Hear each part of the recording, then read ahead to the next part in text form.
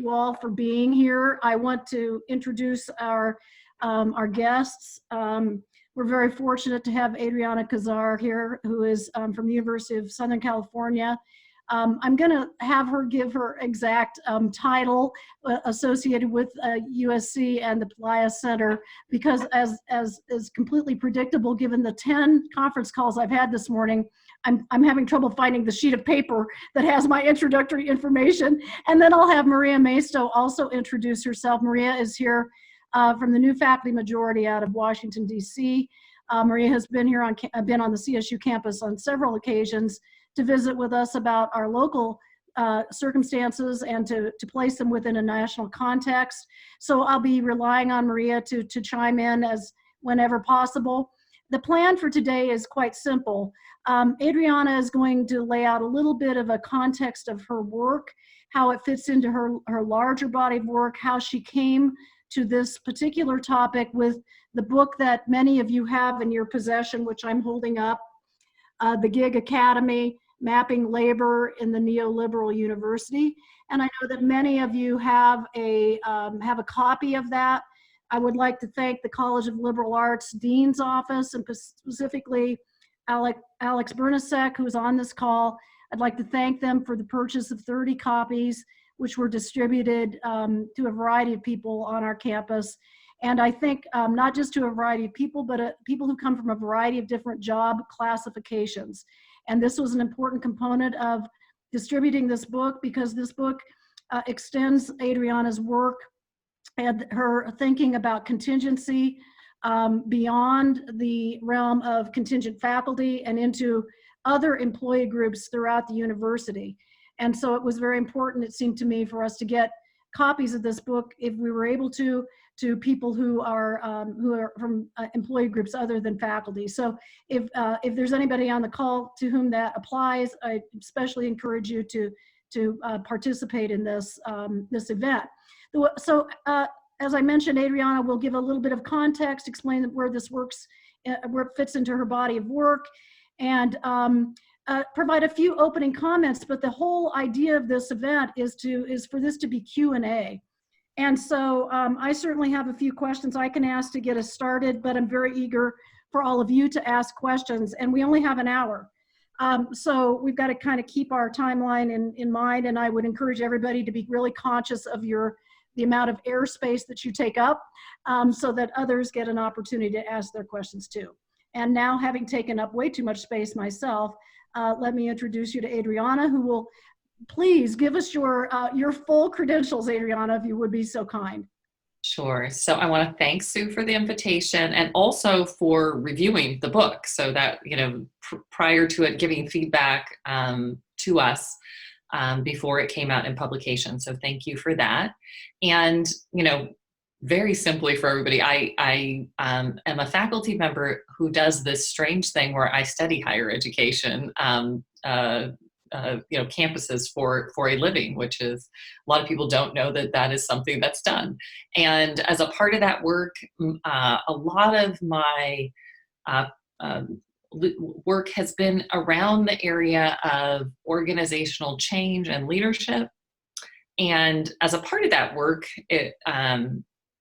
looking at campus reforms, it was both my experience working on campuses and seeing employment relations change, in addition to doing this work on higher education change, where it was sort of an intersection of those two trends that led me to the beginning work on contingent faculty, that then led into this broader work.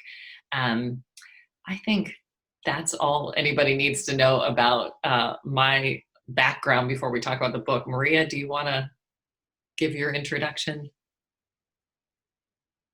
You're on mute. Yep, there we go.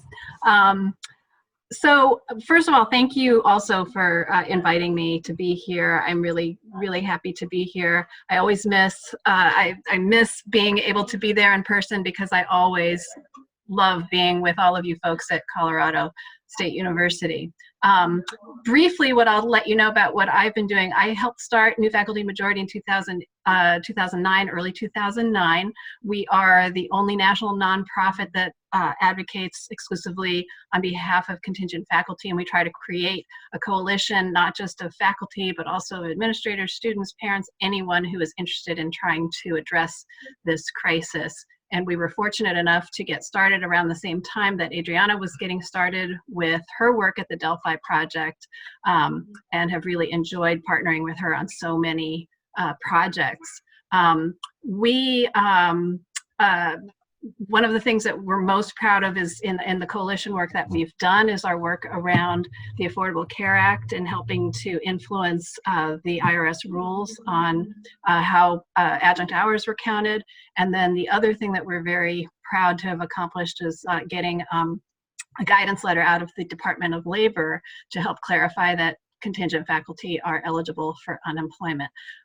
We support all organizing efforts, and whether they are in a union or non-union context, and we are sort of, like many people, sort of in a space where we're not quite sure what this current crisis is going to do to the movement, but we're certainly paying attention and trying to figure out what the next steps are going to be. And I think Adrianna's book came out at exactly the time that it needed to come out, because this crisis is really focusing on the vulnerabilities of gig workers everywhere, including contingent faculty. So I'm really happy to be here.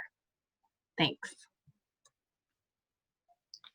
Adrianna, if you don't mind picking it up from there and tell us a little bit about your work and how this fits into the larger corpus. I will, and I want to ditto Maria's comment about the really valuable partnership that we've had between the two groups, the Delphi Project on the Changing Faculty and Student Success and the New Faculty Majority. And both of our groups kind of came into existence around the same point in time. And that, as I said, that work was stimulated by my conversations with lots of, so I told you I was doing all this work with campus leaders across the country, asking them, watching these trends about the changes in the faculty role, the lack of hiring on tenure track roles, the, really kind of problematic roles that in terms of adjunct roles, the beginnings of more and more sort of unbundling of the faculty roles in different models, some of the online models that kind of extended what was happening with adjunct roles, the deprofessionalization of the faculty. And as I was doing this work, at the same time, there's a large body of research that was starting to show up to examine about, like, does it, we're having these changes in faculty roles. What does this mean for campuses? And so some of the studies started to explore the impact on things like retention and student success.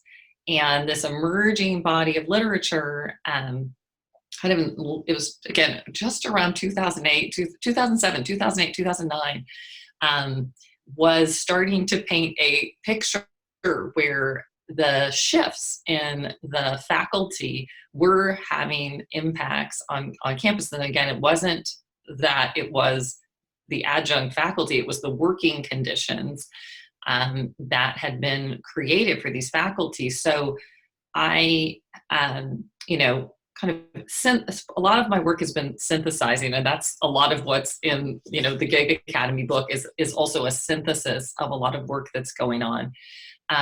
So I brought to, a large constituent group of stakeholders across higher education. And Maria was at this first meeting where we gathered people across the country and said, we are making all these changes to the faculty, and there's this emerging body of research that's suggesting it's having, and we haven't even explored other negative impacts it was having, but this is just on some of the student success measures.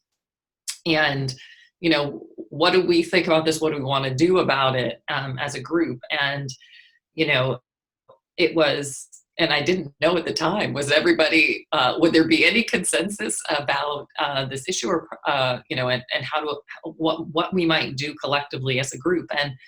And what was exciting is there was absolute support in looking at the research that had been done on the changing faculty working conditions, that these were absolutely not the kind of working conditions that had been documented that would, that higher education could feel good about, and that we needed to address deficiencies in existing growing adjunct models in particular, and to offer to higher education what some understanding of what was problematic about existing faculty models, as well as offering some best practices, better ways forward. So ways to include non-tenure track faculty and governance, ways to think about professional development and orientation, multi-year contracts, all the kinds of things that over this last decade have started to happen on campuses. So it was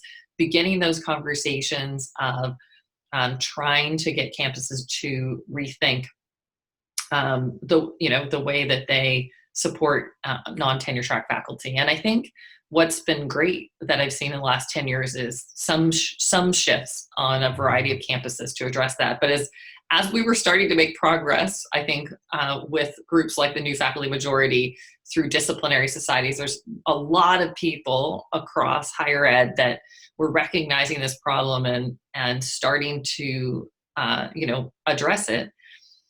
I was, again, it's always through sometimes some of my personal experience, but also the research, I started to see these blips of trends, but nobody was bringing together of, more and more postdocs are unable to find jobs and are now postdocs for 7 to 10 to 12 years, like they're in perma postdoc, or can never find, jobs.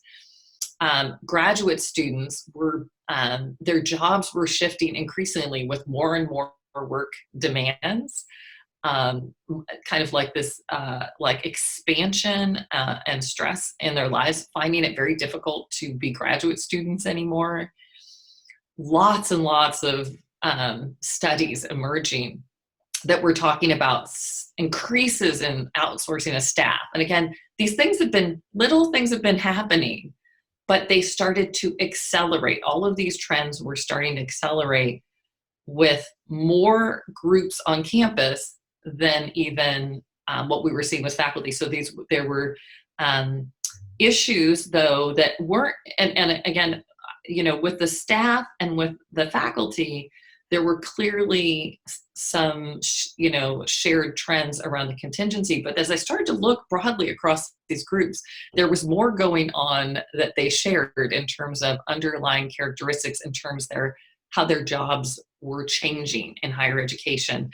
And that was what I really wanted to try to describe and document and get out to the higher education community, because again, there was different distinctive people studying and documenting trends in one corner or another, but they weren't pulling this together to see how now in general, almost all of the lives of the employees on campus had changed dramatically. And that includes, so I talk about in the book, not just the postdocs, the graduate students, the staff, and the faculty, but also how there's been this rise in this middle management group. So this is sort of like, again, changes that are happening where the growing contingency and outsourcing and deprofessionalization of one set of employees, and then the growth of and increasing pay and increasing power and decision-making of both the senior management and even some of the middle management on campuses. So trying to pull together all of these varying trends that were happening concurrently, but they were siloed. Everybody's having a conversation about each of these trends separately and not looking at how they came together, and also what is the larger impact of all of those trends together. So that was the the overall purpose then of the book was to actually cull all that data, and so after helping to, the first chapter of the book is looking at the evidence that I present in the second chapter of the book, which is all about the changes in each employment category, how they've changed. The first chapter, though, outlines what is underlying all of those changes that I document, and it is the correspondence of those characteristics to what has been happening in the gig economy, right? And to say that many people hadn't recognized as directly how this was very widespread. They might talk about adjuncts as being, gig employees, but at that point it was mainly talking about it as it related to adjuncts, not thinking about the overall enterprise and how it's changing, and certainly not pointing out some of the things that were happening with administration, like the growth of the middle management. So there was just one facet that might be compared to what was happening in the larger gig economy, and not seeing systemically how this had really taken over the higher education enterprise, the gig economy facets. So the book is then trying to demonstrate and present that evidence, especially in some, you get some occasional blogs and commentaries that would talk about, the gigging of higher education, but that wasn't often provided with evidence to demonstrate those trends. And I really wanted to be able to bring the empirical evidence to bear about this. So people couldn't just say, oh, that's somebody's opinion or that's somebody's argument. I wanted to be able to say, no, here is the data to support what some people have alluded to, but hadn't kind of forcefully put the evidence behind. And so the features of what I call the gig academy are ones that you're all very familiar with, but just the quick rundown again to remind you is the fissured workforce, or the growth and contingency, the outsourcing of jobs. So people are, no longer employed by the institution and much easier to get rid of and disposable. The deprofessionalization of all forms of roles, the taking away of their control over their work, their autonomy, their ability to be a part of decision-making, many of the features that are a part of being a professional. And I talk about that with not just faculty, but also with staff and other groups on campus in terms of their own professionalism. The shift in pay to employees, and boy, are we going to see a lot of this happening with what's going on with COVID, like whether institutions are helping faculty and staff set up home offices, but the shifting of the cost for the employee to themselves. We talk about this a lot with adjunct faculty in terms of because they don't have an office and because they don't have any sort of supplies that are given to them, it's just the ways that they pick up cost to do their work. And we see that starting to happen with other employment groups as well. The atomizing of workers, again, like because everybody is so contingent, there's little way for them to connect across the campus in ways that have so defined colleges and universities, their employees, connecting on all sorts of work and the way that they're atomized in so many ways. The idea of the micro entrepreneur, so the sort of glorification of like, this is this exciting opportunity. You can pursue other things and be an academic or a staff member, sort of like the ways that that there's this also encouragement for faculty who are full-time to get money, whether it is for research, to provide their own salaries. So we see this tremendous stress, for example, even on they've moved so much of the research function to contract research faculty who go from soft money to soft money. And then when they don't have money in between jobs, they're, stuck or out of work for 6 months. So there's lots of ways that the micro-entrepreneurialism plays out, but a big part of that is either in the glorifying of sort of the not getting a full-time regular teaching role, or the research faculty member who has to seek out their own salary for the most part. I mentioned already the growth of managerialism on campus, the growth, sort of the more top-down centralized decision-making, more revenue going towards the management of the institution, and then using technology to reduce costs, and also, to create greater efficiencies. But that also, comes at a cost often of other things that we were talking about in terms of community or quality of education often. So, after, outlining in chapter 1, as many of you read, the features of the Gig Academy, providing the evidence about how that affects every group, the 2 next chapters in the book really follow what's the impact to college campuses. Primarily, I focus on the ones that have been documented, which is the decline in our sense of community, and shown in things like the real demise of shared governance on campuses, the reports of faculty and staff being so disengaged from their campuses. In fact, just a stunning figure that we're the least engaged enterprise when it comes to employees, was just kind of a staggering figure. And then, as I've talked about earlier, so I won't repeat it, the impact on student learning. So what is this sort of rising impact of some of these? And then there are many others that I mentioned that we can't even look at, that haven't even been documented, that we can imagine are happening on campuses.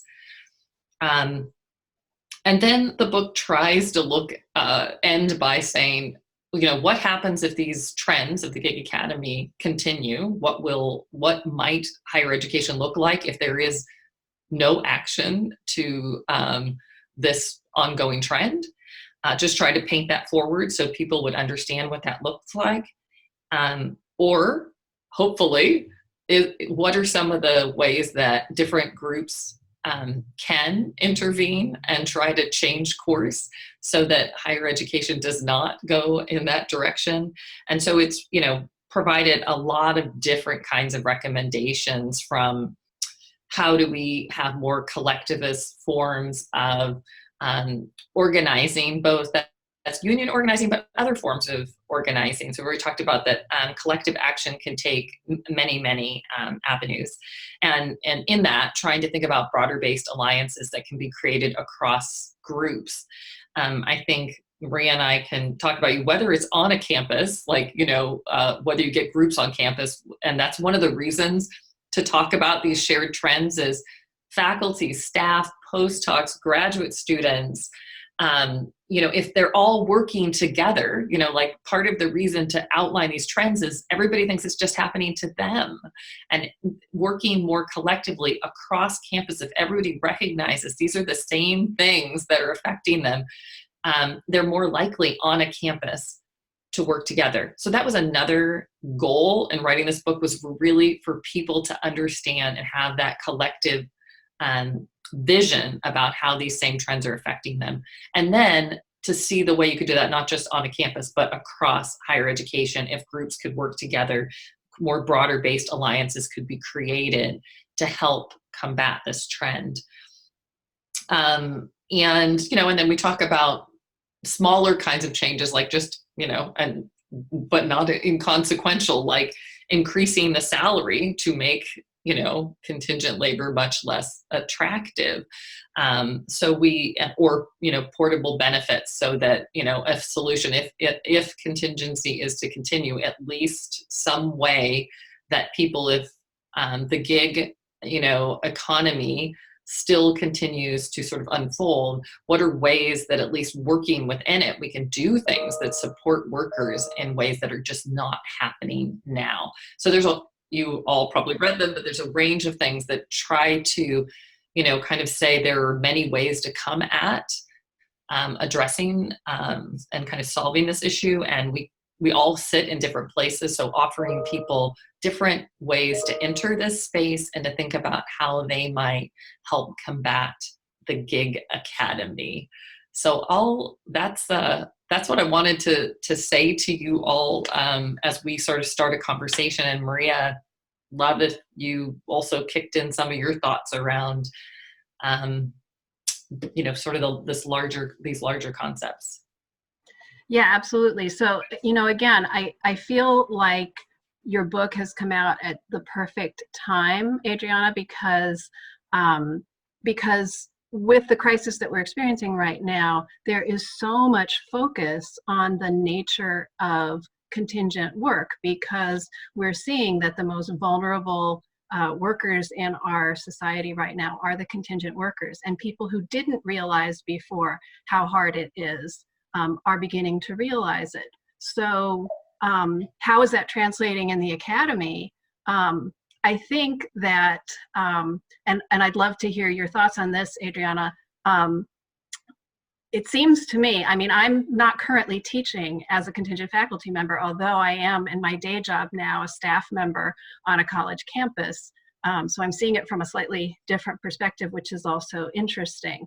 The shift to an all online platform has sort of revealed so many of these inequities and so many of the challenges that are sort of part and parcel of daily life for contingent faculty, that full-time faculty, both tenure track and non-tenure track, are just beginning to understand because they are experiencing them for the first time. Same thing with administrators who are seeing what staffers are having to deal with. All of a sudden, they have to put their meetings together, and they see how difficult it is and how the conditions of their work can influence not just their productivity and how effective they are at their jobs, whether it's teaching or administration or whatever, but what it does to your sense of self as a professional and your sense of community. So the atomization and the isolation that we're all experiencing is something that I think people are starting to understand is something that has always been part of the daily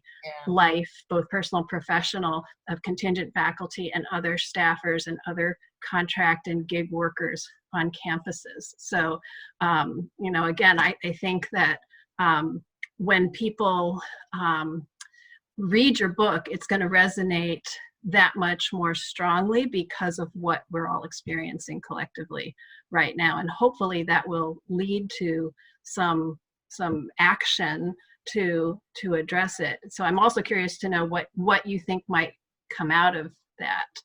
What kind of action might come out of it? Because I think there's absolutely an opportunity within this this sort of catastrophe and crisis to figure out positive ways forward.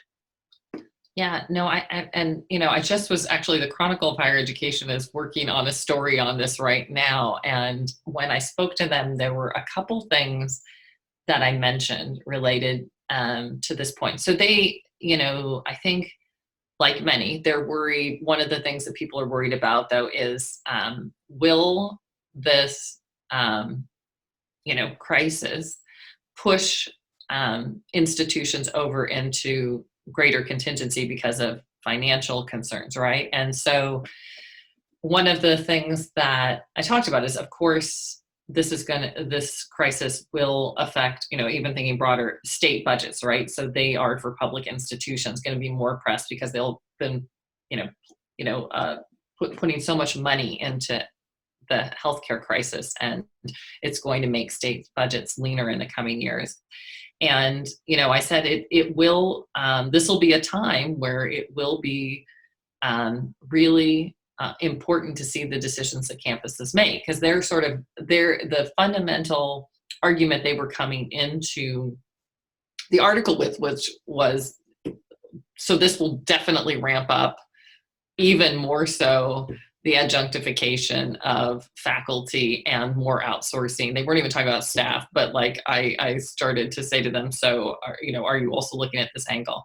But I said, but I want to try to also be hopeful of an also possible narrative, which is one of the things that is happening in this crisis is many, many campuses are recognizing the needs, because they couldn't address this, to collaborate with faculty. Like, they were not being able to help, faculty to get online, to get the professional development that they needed to, figure things out.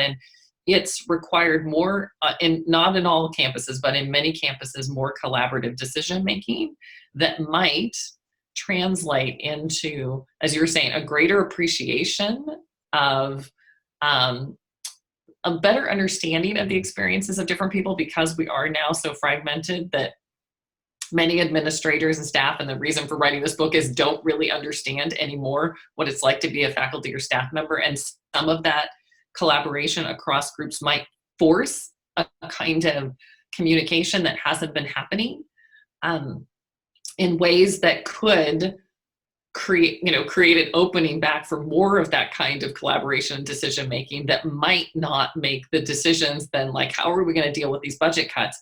Maybe they'll come and talk about, like, more jointly how we make those decisions, and then it could go in a different directions. If it's very much done from the top down, Right.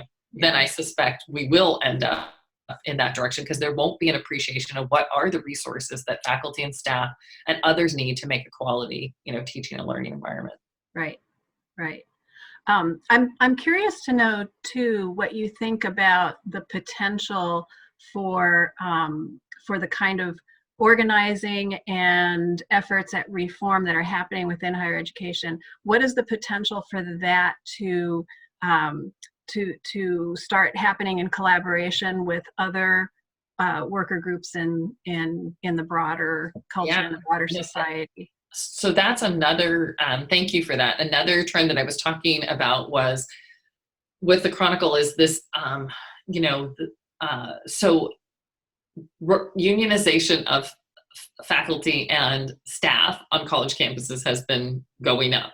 And so one of the other trends in the book I talk about is, like, there is definitely this counter movement that started, and obviously we've had non-academic unions come into higher education, and I think there's this continued broadening of I think this will the kinds of connections that people will make. I think, as you were saying, there's so much more attention to gig workers as a part of this, that I do think that groups are going to be reaching across and working much more cross sector than we've seen before. I think that potential is definitely there. So not only do we have unionization rising and more forms of collective action across higher education, but I think that we'll see that kind of broad-based alliances that I talk about in the book, but, like, I think they'll be much more realized as a result of this. I think there's, that could be, again, another hopeful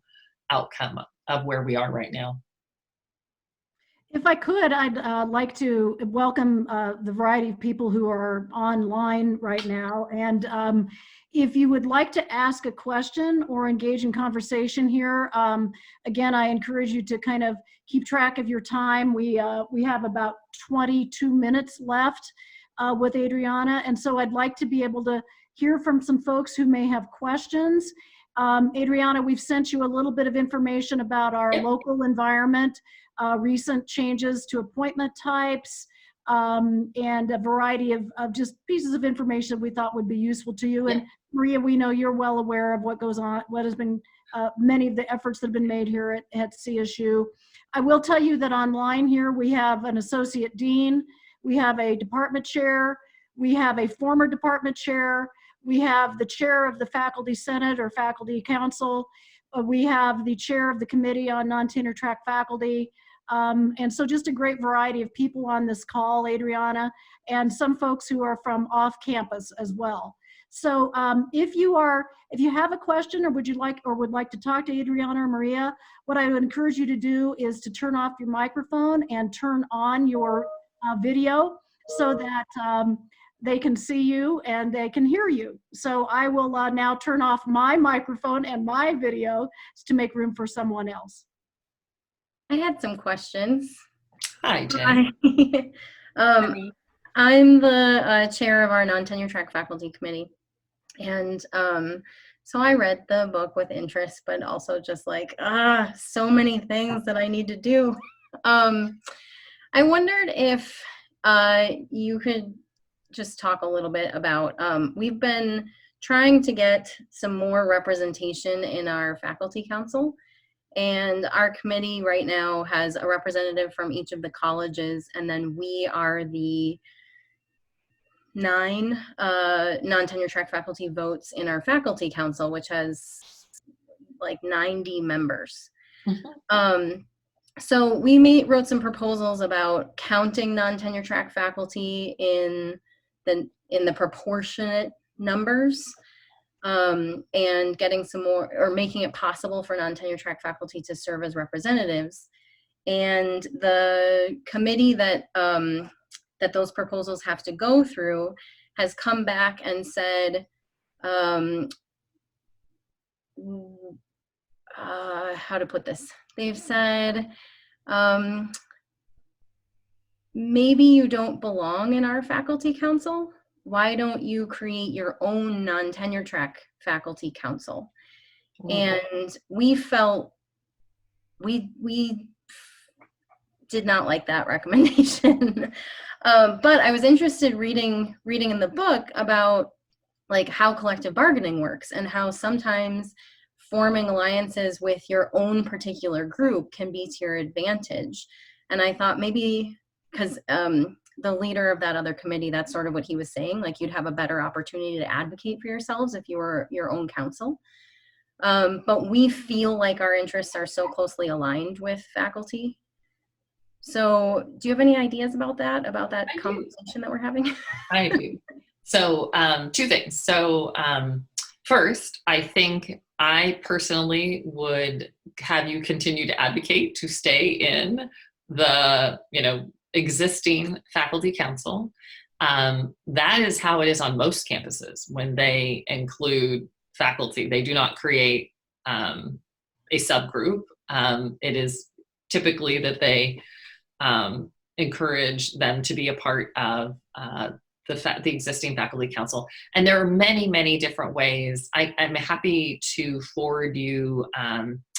I just put together a presentation for University of Denver because they're looking at improving their shared governance system so that it includes non-tenure track faculty in more robust ways. So they're included, but they want to improve that inclusion.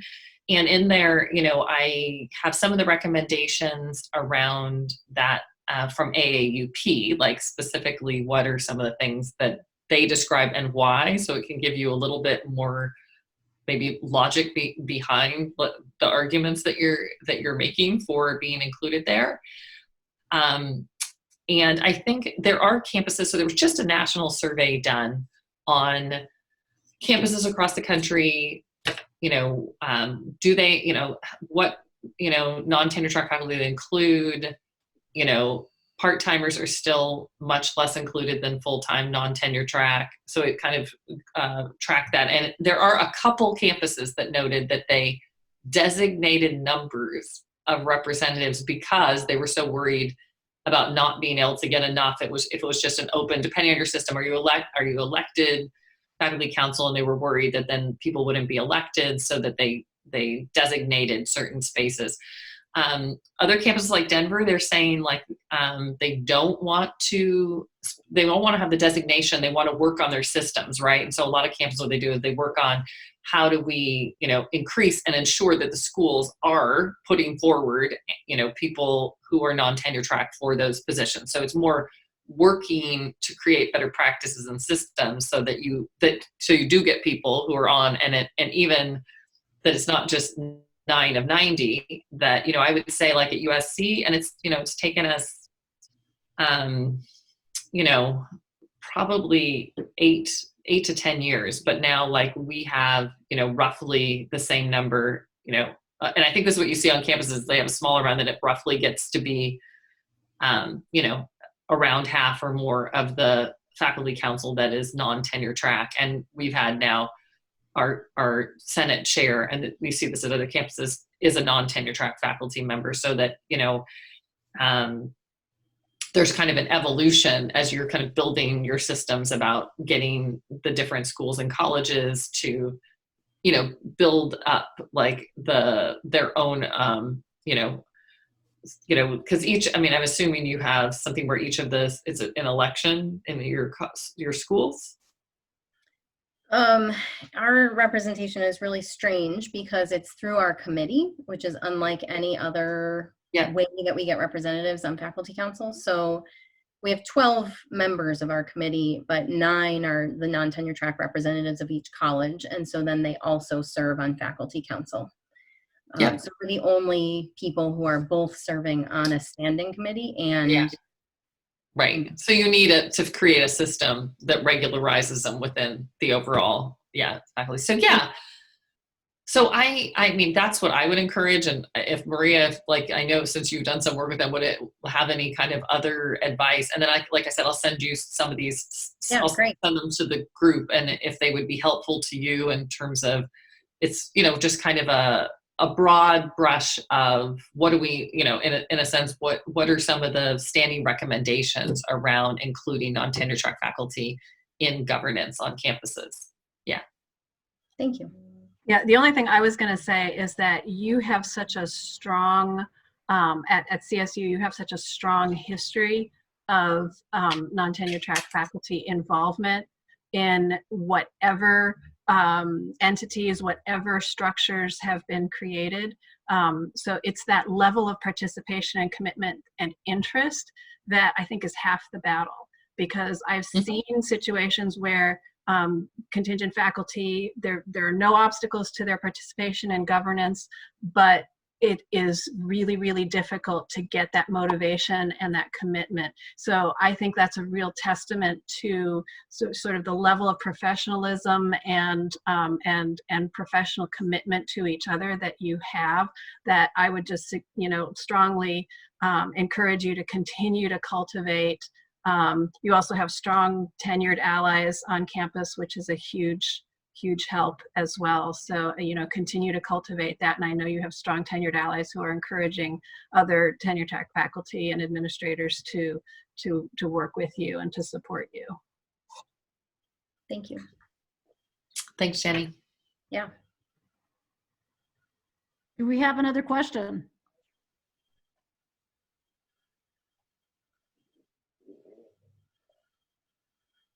I have more questions. Why don't you ask one more, Jenny, and that will give everyone in this room time to think. Sure. Oh, Natalie. No, go ahead. It's like, well, if there's a silence, I do have a question or a concern. Go ahead. My concern is, let's see, I'll put my face. Nope, it's not video. Let's see. I don't know how to put my face on. Oh, okay. Natalie, could you introduce yourself too? Oh, I'm Natalie Barnes. I've been at CSU for 17 years.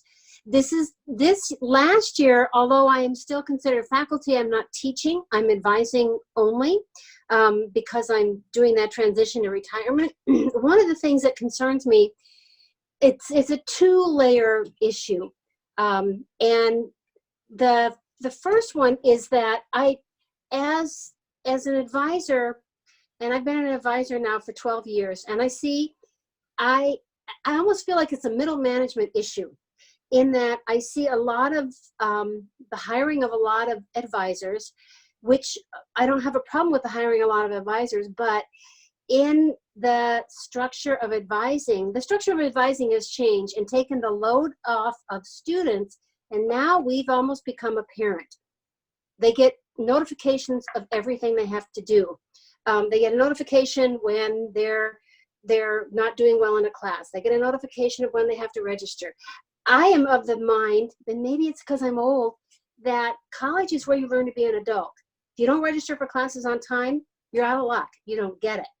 I feel like the changes that I'm seeing that I'm concerned about is almost like dumbing down the purpose of college to make these young people into adults. And I have a concern about that, because it's a pie. And what I'm seeing is a bigger and bigger piece of the pie is going into administration and less into teaching. Any thoughts on that? Yeah, so I suspect, and most campuses are increasing what they're calling sort of proactive advising, predominantly because the growing populations on college campuses are first generation, so they don't have parents who say things like, you got to register here, you got to do that. They don't get this kind of background that probably many of us on the phone had from a parent. So when you have the rise of first generation, then you have a lot of students who are working. So like when, a lot of people went to college who are probably on this phone, students are working 30 hours plus a week now. So they don't have the span of time to, and a lot of them, it's because we have more low income students, which is a good thing, but they don't have then sometimes the time and attention to get to some of the details you're talking about. So part of the rise in this advising has to do with some of the changes in the student body and to figure out ways to make students successful who are working, who have multiple, they may have to be taking care of like a family member. We just have a very different student body than one that like could completely focus on schooling in ways that we don't, or don't have the familiarity around the processes. So, and we as colleges haven't changed much to make ourselves more accessible. So part of the solution comes around, so I do a lot of work in this area. This is like separate. I've got 2 big studies going around on how to make low-income first generation and racialized minority students successful on college campuses. And part of this has to do with the way we've addressed this on higher education is extremely expensive. Like we set up we've got something for each different group of students. We create a new program and new offices. It's extremely expensive.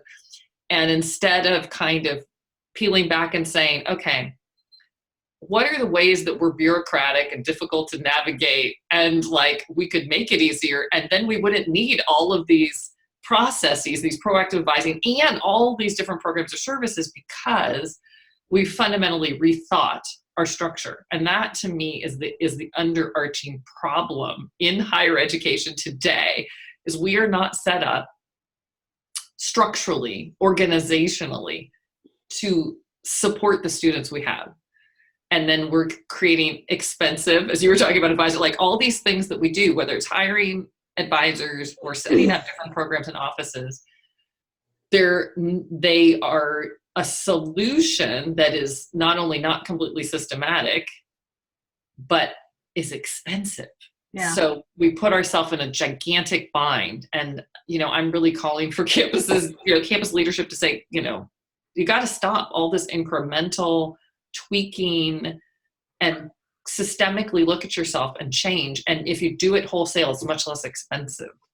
Adrianna, would you say that that's also a reflection of the unbundling of the faculty role, where faculty used to provide that kind of support to students and now it's been taken away from them? And contingency is the perfect example of that unbundling? Absolutely, another piece of it. Now, I will say that at least when it comes to advising on many, many campuses, not all, but like on many, many campuses that had been pulled slightly earlier than more recently, but on others, like, another set of the sectors, particularly some of the smaller colleges, some of the regional publics, that's been more recent and has definitely been a part of the unbundling of the faculty role. So it is definitely a connected phenomenon. So yes, but that there's this even bigger thing going on that is incredibly, so that's why we don't have money though to pay faculty staff, because we don't come up with a real solution to the problem. So we have to do all these other things that are very expensive, and then we could come back to having money. Like, so this way, or we're actually arguing with all of this, is we would have money to pay faculty and staff again if we didn't have this very problematic way we're trying to address, again, without changing who and what we are. We're just kind of like fundamentally sitting here like, I'm the same as I was 100 years ago when just white wealthy men came to campus who were elites, like that's, we haven't fundamentally shifted our structures from that time period that much. Yeah. Thank you. I appreciate that answer. That was very helpful in my seeing both sides also. Yeah. I think we have time for probably only one more question. I'm sad to report we're down to about 5 minutes. I see that Sue James has popped onto the screen. Sue, did you want to ask a question? Yes, And if please. so, could you introduce yourself? Could you introduce yourself? Yes, and thank you, Adriana and Maria, both for this. It's been wonderful. I'm Sue James. I'm a mechanical engineering professor, and I've held various administrative roles around CSU, which I won't, for time's sake, go into. The most relevant one is that I was the head of mechanical engineering for the last 8.5 years. And I'm working right now on an NSF advanced proposal, which we're trying to pivot more towards COVID-19 response. And of course, whatever we do, we want to help all faculty on campus, not just STEM faculty. But I wondered if in your work you'd come across important differences between STEM and non-STEM approaches to the contingent faculty situation, because NSF is slow to respond on this, honestly, and we proposed that to the program directors as part of our focus, and they seemed intrigued by that. Yes. So I have been working on NSF for 10 years. And I had some, I don't know if you know Miles Boylan, but when he was there, he headed for the undergraduate education area. And Right. so they now understand, they've been funding a couple projects related to the non-tenure track faculty issue. I've been talking to them about it for a long, long time. They just funded the Association of American Colleges and Universities to provide institutes for faculty in STEM and leadership to come together to work on how they're going to better support non-tenure track faculty in STEM. So you'll be seeing something come out really soon about, like, campuses who want to come brainstorm this. So they're starting to fund this issue. There's greater, as you're saying, interest.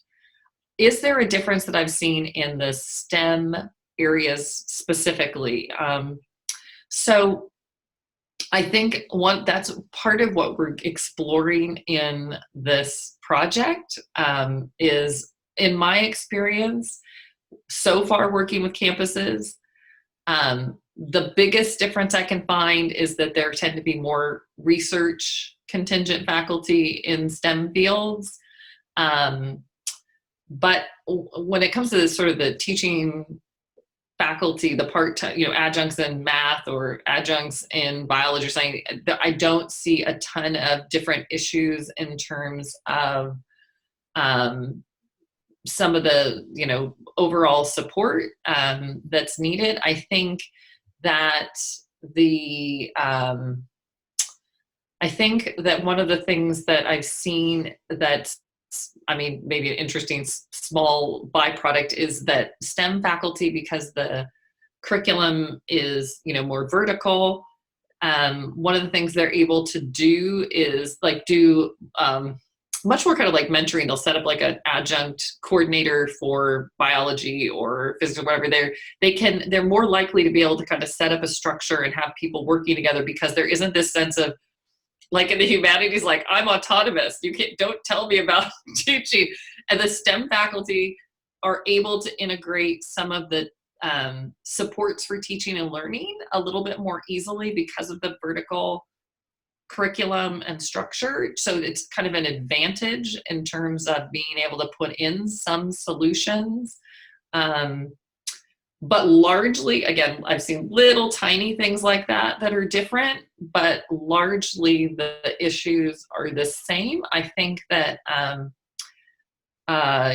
what I've found is that, campuses, the STEM faculty, one of the things is the STEM faculty often, and departments sometimes aren't a part of some of the movements that happen on the larger campus. I see this a lot of diversity initiatives. So you see it in like advanced. So there'll be like a hiring more diverse faculty overall on the campus, yet the STEM departments don't seem to be a part of like the overall initiative. So I think the ways in which, you can encourage more connection. So like for the STEM departments to any initiatives, I haven't seen it so far where it's like the STEM departments have been able to ignore broader changes that have happened on campus. But I have seen sometimes they're more slower to come to the table than some of the other schools or colleges. In like when I'm working with campuses, they'll say, you know, whatever, our School of Engineering just won't, you know, doesn't want to support their contingent faculty. Here's why, or whatever. Like, so sometimes there's more resistance there. Yeah. And it's also true that we find that STEM faculty are more difficult to recruit into sort of the organizing and activism. And we're not entirely sure why that's the case, but I do think that, you know, some of that hierarchy, some of the nature of that of the departments, there's maybe just doesn't lend itself as well as the humanities do. You know, it's been a struggle for us too to recruit more faculty from STEM to get involved with the work that we do. Well, and I would dare say part of that is that they're not as incentivized because they make a better salary than some of the contingent faculty. Yes, absolutely, absolutely. Although of the STEM faculty that do come and work with us tend to be the ones who are teaching the intro level science, general science courses. Yeah, absolutely. It's also why we don't get law faculty or med school faculty into this movement, although there is a place for them, and we can have another discussion about that at some other time. So. Well, and I'd love to have a discussion another time about that, because in some ways I feel like engineering, law, business could help lead a movement towards a one faculty. Absolutely. Because in some ways we're all in a better position, right? Yeah. And so let's use our power to do that. Yeah, absolutely. Cool. That's absolutely great. Thank you. Well, in the interest of time, I want to just draw everyone's attention to a chat that was put up, and I will just, it's more of a comment than a question, but Associate Dean, I'm sorry, words are escaping me at the moment, Associate Dean Alex Bernasek from the College of Liberal Arts commented that she didn't want to take time away from other people, but she wanted to thank both of you for being here, and also to make the argument that we do in fact need structural change for many good reasons, but we should also make the point that all of the piecemeal changes we've been making are more expensive and less effective. So sort of echoing what you were saying, Adrianna, and what you were also echoing as well, Maria. So I am going to hold up the book again in the interest of time, and I want to just thank everyone for showing up. This is not nearly long enough for the conversation that we would love to have with Adrianna and Maria, but we sure appreciate the time that they've spent with us. I would direct all of you to take a look, to Google the Delphi project on the changing faculty and student success, so that you are aware of the extraordinary work that's being done at the Pelias Center at the University of Southern California, directed by Adrianna. And I'd also call your attention to the new faculty majority, directed and founded by Maria Maisto out of Washington, D.C. So with that, I'm going to call it a day for all of you. And I want to thank Adrianna again. And I know that all of you will follow up and do even more reading about the Gig Academy. And we'll follow some of Adrianna's work in the Chronicle, which is, you'll see her name there rather routinely. So thank you so much, all of you, for being here. And thank you especially, Adrianna and Maria, for sharing your time with us. Thank you. I'll send slides. Thanks, everyone. And Maria, always good to share some time. Likewise. Yeah, it's been a pleasure. We'll look forward to seeing you all again. Yes, hopefully in person. Wishes. Stay healthy, everybody, please. Yes. Take care. Take care. Bye-bye now.